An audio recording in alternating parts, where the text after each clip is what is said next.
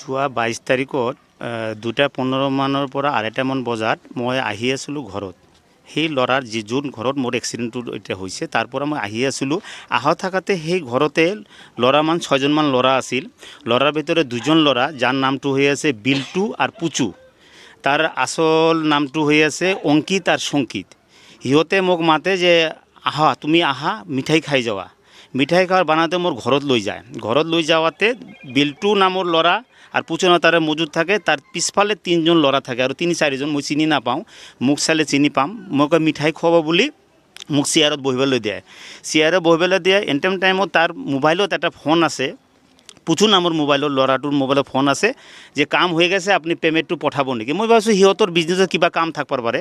তাৰপিছত মই বহাতে তাৰ অলপমান পিছত মই ভাবিছোঁ মোবাইলতে ফোন কৰিম বুলি ভাবিছোঁ। তাৰপিছত মোৰ মূৰত এনেকা কোপ ঝাৰিল, এনেকা মাৰিল, মই চকুত ধোৱা দেখি বাগৰাই পৰি গ'লোঁ। বাগৰাই পৰি যাওঁতে তৎকালীন আৰু এটা চেয়াৰ দি পেলাই মোৰ পিঠত মাৰিল।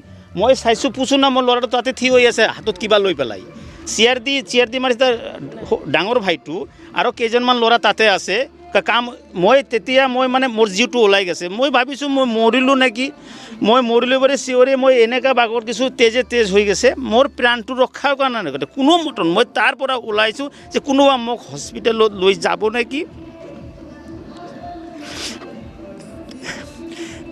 মই ভাবিছোঁ মই মৰিছোঁ, কিন্তু মই প্ৰাণটো ৰক্ষাৰ কাৰণে মই তাৰ পৰা চিঞৰি মই আহি আছিলোঁ। কেনেকৈ আহিছোঁ মই গম নাপাম। তো মই ভাবিছোঁ কোনোবা ল'ৰা গাঁৱৰ কেইটামান ল'ৰা তাতে মই এই টাৰ্ণিঙত লগ পালোঁ। মোক বাচা বুলি ক'লোঁ। বাচাৰ পিছতে এই ল'ৰাটো আছিল আৰু কেইজনমান ল'ৰা মোক উঠাই পিলপিলি লৈ গ'ল। তেতিয়া মই চেঞ্চলেছ হৈ গ'লোঁ। চেঞ্চলেছ হৈ যোৱাৰ পিছত যেতিয়া মই চেঞ্জটো ফেৰে 23 তাৰিখত ৰাতিপুৱা 10টামান বজাত মই গম পাম যে আইচুত মই ভৰ্তি আছোঁ। ঘটনা এইখিনি, সিহঁতে অবৈধ কামত জড়িত, বেয়া কামত লিপ্ত, নামতে সিহঁতে পূজাৰী, ৰাইজৰ মানুহ গম পায়। কিছুমান কথা তাৰ মই ভাবিছোঁ সিহঁতে ভাবিছে নেকি যে মই গম পাওঁ বুলি। সিহঁতে অবৈধ কামত জড়িত। কি অবৈধ কামত জড়িত এইটো মানে মই শুনা পাইছোঁ ড্ৰাগছ, তাবিজ এইবিলাক বেয়া কামত লিপ্ত। তাৰ ঘৰত ছোৱালীবিলাক আপ ডাউন কৰি থাকে, সৰু সৰু ছোৱালীবিলাক। এটা ব্ৰাহ্মণৰ ঘৰত পূজাৰীৰ ঘৰত যদি এনেকুৱা ছোৱালী আপ ডাউন কৰি থাকে আমি তাক কেনেকৈ মান্য দিম যে সি এটা পূজাৰী। আৰু আচলতে আমাৰ ৰাইজক আপুনি সুধি চাওক, তাক কোনোবা পূজাৰ কাৰণে নামাতে তাক। মই আপোনাৰ কাছে ন্যায় বিচাৰিছোঁ, দোষী শাস্তি লাগে।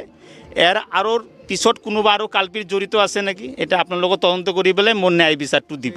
20 তাৰিখত সিদিনাখন চেঞ্জ কৰাৰ পিছত তোক মই তাৰ আইচুৰ পৰা মোৰ কেবিনত দিল।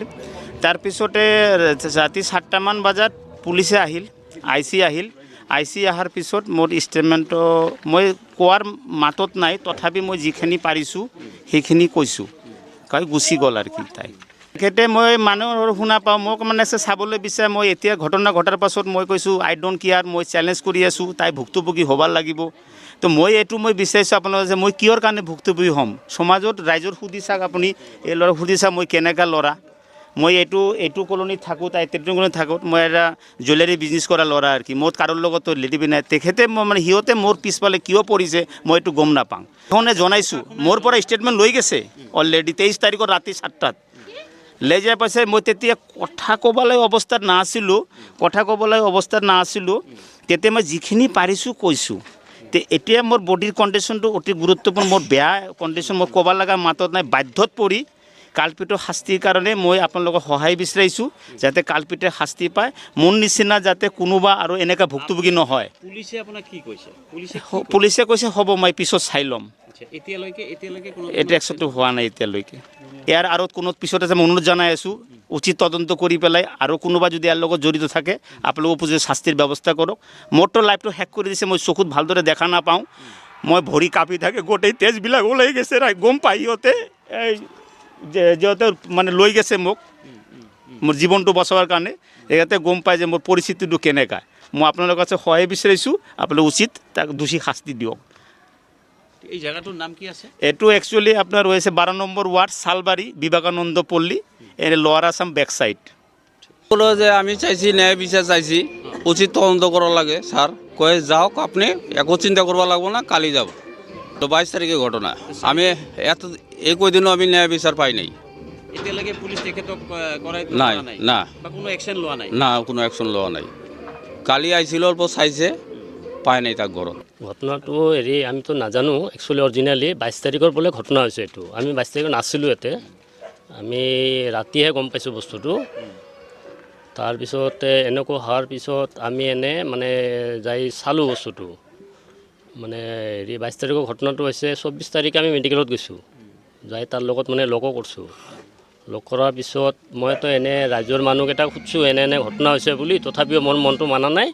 মই এনে 24 তাৰিখে তাতে গেছোঁ, মেডিকেলত সি আছিলে। মেডিকেলত থাকাতে সি তাৰপিছতে সি হেৰি তাক সুধিলোঁ, সোধাৰ পিছত সি মোক ক'ল বোলে এনে ঘটনা এনে ই হৈছে। তো বোলে ঠিক আছে হ'ব, যদি সেই বস্তুটো এনেকুৱা হৈছে এইটো এটা উচিত বিচাৰ হ'ব লাগে। তাৰপিছতে তেখেতে মানে কৰাৰ পিছত মই সেই ল'ৰাজনকো বিল্টু বুলি ল'ৰাটো হেৰি পুচু বুলি ল'ৰাটো তাক মই মাতছোঁ।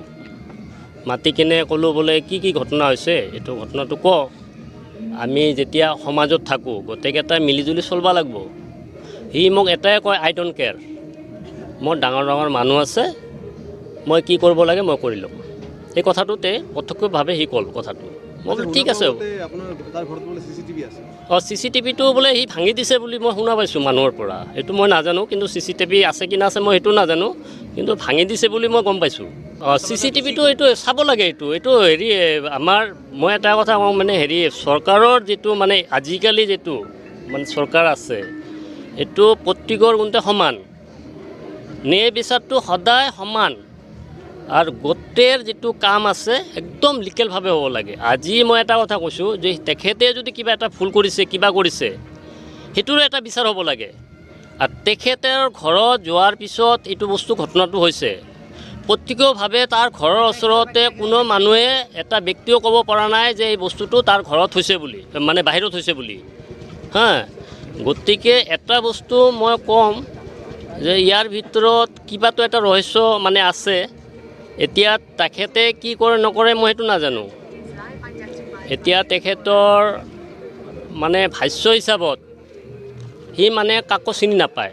থানাত যোৱাতে যেতিয়া আমি ক'লোঁ যে আজি 22 তাৰিখৰ ঘটনা, আপোনালোকে এতিয়ালৈকে তদন্ত কৰা নাই, যোনটো ঘৰত ঘটনা হৈছে তাতেও ছাৰ্ভে কৰা নাই আপোনালোকে, কিয় কৰা নাই?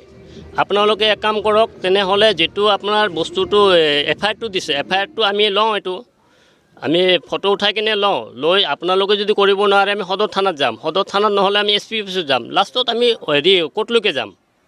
কিন্তু মোৰ কথা এটাই, আজি এটা ল'ৰাক যদি মই এনেকৈ ধাক্কা মাৰোঁ লগে লগে পুলিচ আহি তাক ধৰি লৈ যায়। আজি ইমান এটা ডাঙৰ ঘটনা হৈছে, কিয় অহা নাই? হয় নে নহয়? বিচাৰটো সদায় গোটেই সমান হ'ব লাগে। তো গতিকে মই এটাই কথা কওঁ, অনুৰোধ কৰোঁ যে কিবা হওক, কাই দুখী আছে কি আছে মই এইটো দেখাৰ কাৰণে, কিন্তু বিচাৰটো একদম নে লাগে, মানে সঠিক লাগে। কাৰোবাক মাৰিব পাৰে, আমাৰ ফেমিলিও এটেক কৰিব পাৰে বা হেৰি আদাৰ্ছ আমাৰ গাঁৱৰ মানুহকে এটেক কৰিব পাৰে। আমি ভাবিছোঁ যে ইমান যদি এটা ঘটনা আছে, তোৰ ঘৰত কিবা এটা মানে অঘটন হৈছে কিবা হৈছে, তই আহি কিনে তই ডাইৰেক্ট কয় যে এনে ঘটনা হৈছে, আমি এনেকৈ ভুল কৰিছোঁ কিবা কৰিছোঁ, এইটোও স্বীকাৰ নাকাটে। ই কয় বাহিৰৰ পৰা আহিছে, বাহিৰৰ পৰা আহিলে বাহিৰত তেজ থাকিব লাগিব। বাহিৰত বোলে গোটেই মানুহ বোলে ৰাজ্যৰ মানুহ বোলে তেজে দেখা নাই, তাৰ ঘৰৰ ভিতৰত তেজ। মানে তেখেতৰ ঘৰতে ঘটনাটো ঘটিছে, তাৰ ঘৰতে ঘটিছে। আৰু এনেকুৱা মই এনে দুষ্ট ল'ৰা দেখা নাই, মানে ইমান দুষ্ট ল'ৰা মানে হিচাপত। তাৰ ৰাজ্যৰ মানুহ মানে তাৰ ঘৰৰ ওচৰৰ মানুহকেইটাই কয় ৰাতি 10টা বজাৰ পিছত বোলে একদম মানে সিহঁতে ৰাজা হৈ যায়। গতিকে এতিয়ালৈকে আপোনালোকে এটা বিভতা মানে আমাৰ চবচে ডাঙৰ বস্তু এটাই প্ৰশাসনক কৈছোঁ যে সিহঁতে উচিত এটা তদন্ত কৰক, এটা ন্যায় লাগে। মানে তেখেতৰ গুণতে মই এটা কথা কৈছোঁ, ঠিক আছে, ভুল প্ৰত্যেকৰ ভিতৰত কিবা না কিবা এটা কুটি থাকে, কিন্তু এটা মূৰত আঘাত কৰি এটা মানে বৃদ্ধই ক'ব গ'লে আজি ইয়াৰ 43 ইয়াৰ্ছ বয়স হৈছে। তো গতিকে এই বস্তুটো যাতে আন কাবাৰ নহয়, আমি এইটো বিচাৰিছোঁ, আমি মানে সমাজ এই বস্তুটো যাতে আৰু কেতিয়াও কৰিব নোৱাৰে, বাছ এইখিনিয়ে।